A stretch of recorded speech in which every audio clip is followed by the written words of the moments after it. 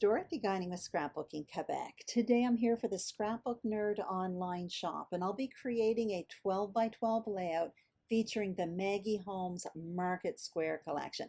This layout has lots of layers, and it's a good design for using up bits and pieces of a collection because it uses very little material. It's also a fun one for mixing up pattern papers. So here are the supplies I've selected, some paper and embellishments from Market Square, but I also threw in a striped scrap of paper from the Maggie Holmes Garden Party collection and wood grain from Simple Stories. Now these collections are available at the Scrapbook Nerd online shop, so I will list the products as well as the shop in the description box below. So let's get started. Here's what's on my desk. I prepared a frame style foundation page in advance with 3 sheets of paper, and I gutted 2 of them. There is a tutorial on my channel where I explain how to do that, so that will be listed below. I'm showing you the papers that I have on my desk. I'm also going to show you that wood grain paper because I use it all the time from Simple Stories. One side's wood grain, the flip side is either lined or graph paper, and it is available at the Scrapbook Nerd. I also have a handful of scraps from the Market Square collection, that chipboard collection as well. I'm showing you that I rounded the corners on that white cardstock, and in this tray I have a bunch of embellishments. I have stickers, cut apart sheets, ephemera, and they're pretty mixed up by this point because I've been playing with this collection for quite some time now. So what I'm going to do right now is cut up some papers, and what I'm going to be creating is kind of a layered photo mat that I will be placing on top of that frame style foundation, and it's going to be kind of a top heavy layout. Now I will put measurements for these page parts on the screen a little bit later on when I actually place them to the page, but you're going to see a lot of it does get covered up, especially the big blue piece that I just showed you a moment ago. That's because it's a layered design, and that's part of the game when you create a layered look. You can see what I'm talking about right now. That blue, you can see it, but it does get covered up. Before continuing, I do want to add some ink to all of these page parts simply because I have a lot of patterns going on and a lot of layers, and it's just a way to make it all look cohesive. So I stopped the film and I continued doing that, and now I'm placing them on the page, so I'll put the measurements on the screen as well. So you can see the blue does get covered up like I mentioned, but it is serving a purpose for me because it's almost like the anchor. Everything is coming off of that wide blue border that goes across the page. Now at this point I do know I need photo mats, so I'm just auditioning a few different papers, and I decide to go with the wood grain. So off camera I cut myself 2 photo mats, and you can see I backed each one of them in scrap cardstock. It's actually old cardstock from Pink Fresh Studio. It's just a scrap of paper from a past collection, and I didn't have any of the collection left, so I'm repurposing it. And what it's going to do is just pop up these photos a little bit. Behind the vertical photo, there is just one piece of hidden cardstock because I just want it to pop a bit up off the page. But the other photo, I actually backed it in 2 hidden pieces of cardstock, and that one later on I will pop up with foam adhesive. When I create a layered look like this, especially when there are so many different pattern papers, I like the photos to pop up off the page a little bit because I want them to stand out.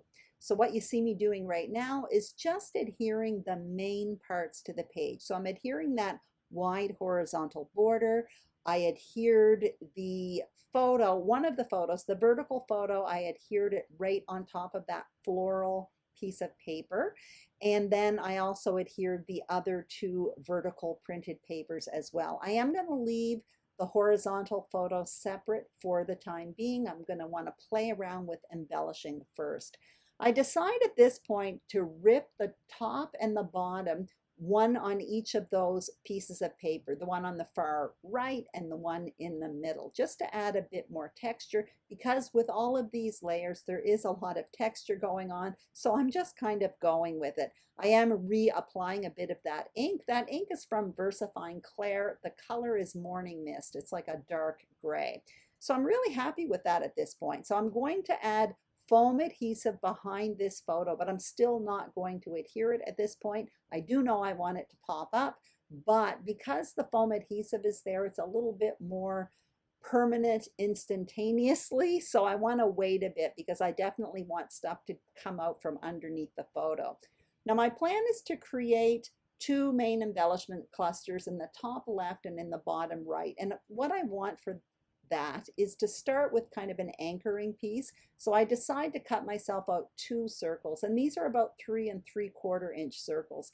And I'm using that map print there. That as well is from the Maggie Holmes collection. I just had a tiny scrap of it left, but I decided to use it because these are photos on Gos Iad, which is, it was once an Irish immigrant quarantine station. So this is all about travel, I guess. These people traveled in the past, and on this day I was with two friends. We traveled there to visit this as tourists. So you can see I have all of my embellishing all around me here, and what I'm doing, I started with those two large circles in each corner, and then I'm coming in with other pieces.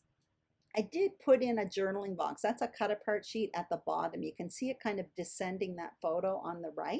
That's where my journaling is going to go. I tucked tags in both areas, again, cut apart sheets. So I'm happy with that, but I don't have a title at this point. And I do want it to go in that cluster in the bottom right. So I don't want it to take up a whole lot of space. So I dug into my dies. This is a die set I'm using from Elizabeth Craft Designs. The collection is called Viewmaster Text, I think. And I just took one small die from it.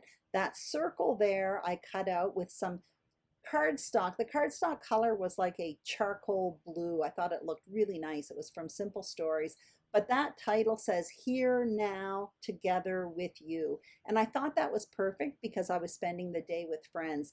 I cut it out and then I looked for a backing for it. So you saw I did cut a backing out, another circle that was stitched, and put it behind it. It's in that pale green paper, which is in amongst those layers there. Then off camera, I backed it in a bit of cardstock again because I do want to pop it up on foam adhesive, and I did add some foam adhesive. So now I'm playing around with finishing touches, or I'm thinking of playing around with finishing touches, but I actually can't at this point because I have too many things on my desk. So I am adhering the main things, the circles, the photo, I'm adhering the journaling box. You're going to see me come in with the tags there. I'm not going to talk right now because Chester is meowing. He's saying hello, but this does not last very long. Anyway, once I finish this patting Chester, I'll get back to adhering. So I'm adhering those tags there. I'll pop up that photo on top of it. And it's then I'm going to come in with some finishing touches. A lot of the layers that I'm using at this point are from cut apart sheets, and it's definitely something I rely on when I work with collections. Often collections come with these cut apart sheets that have tags and different journaling boxes. Well, I always use them, and that's almost all what I'm using, but not completely. Now what I'm doing is looking for something for that top left corner to add a little bit more layers there.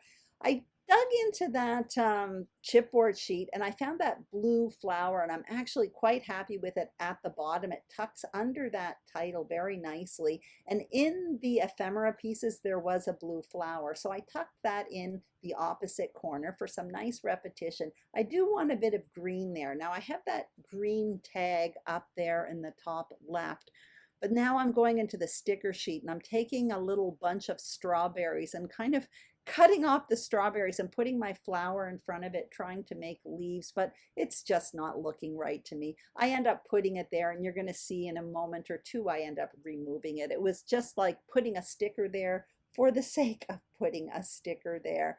I am almost done here. I do come in with a few more finishing touches. You're going to see that I end up tucking in a little camera at one point, and it was actually A fussy cut camera. I never fussy cut, so that's pretty amazing. It was something I had done for a previous project and I didn't use.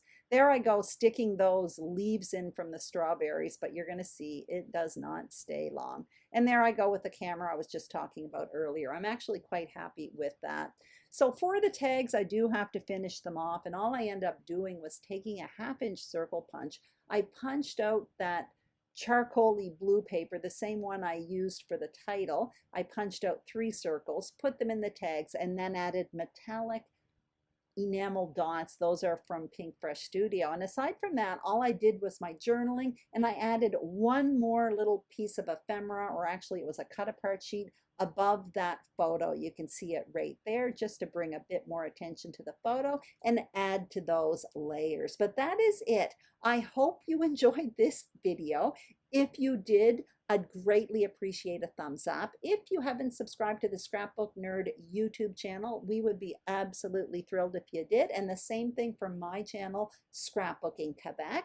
Don't forget to check out the shop. They are getting new products all the time. Thank you so much for watching. Have a fantastic day, and I'll see you soon on YouTube. Bye-bye.